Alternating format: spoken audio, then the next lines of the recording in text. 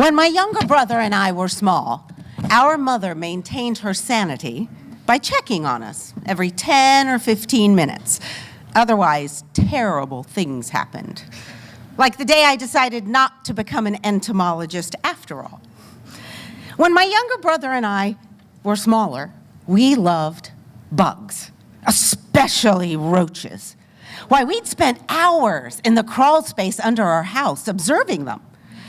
Hours when our mother had engaged the neighbors and the local police force to find us.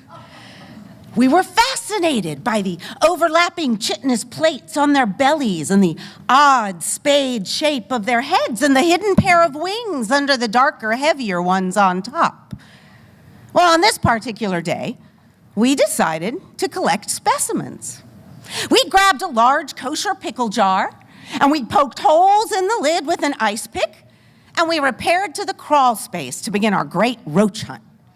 Now, we didn't stop turning over leaves and debris until that jar was half full. And then we sat back to observe the attempts at flight of these huge insects. There was a rhythm to it. Flap, flap, thunk. Flap, flap, thunk, as they rose and hit the lid. Well, the longer we watched, the more excited we became. And as our enthusiasm increased and spilled over, we knew we had to share this treasure with those we loved the most. Mommy and Daddy.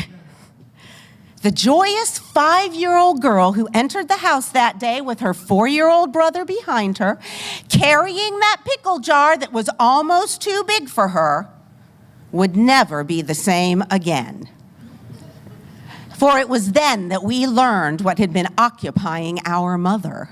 Mommy, look at what we got!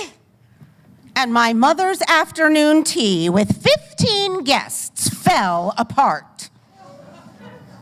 A huge lady screamed and startled me so that I dropped the jar. Well, the lid was only as secure as 2 small hands could make it, and off it popped. Roaches crawled and flew. I watched astounded as women shrieked and jumped on chairs, scrabbled on the dining room table, stood on the couch.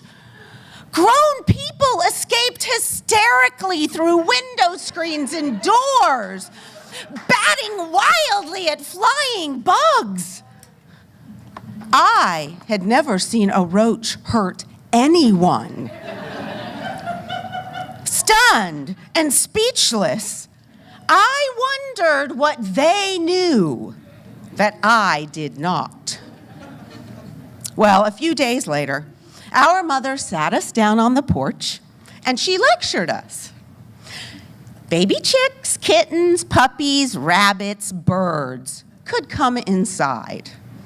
Toads, frogs, snakes, worms, tarantulas, scorpions, bees, bugs, especially roaches, stayed outside. But it didn't matter.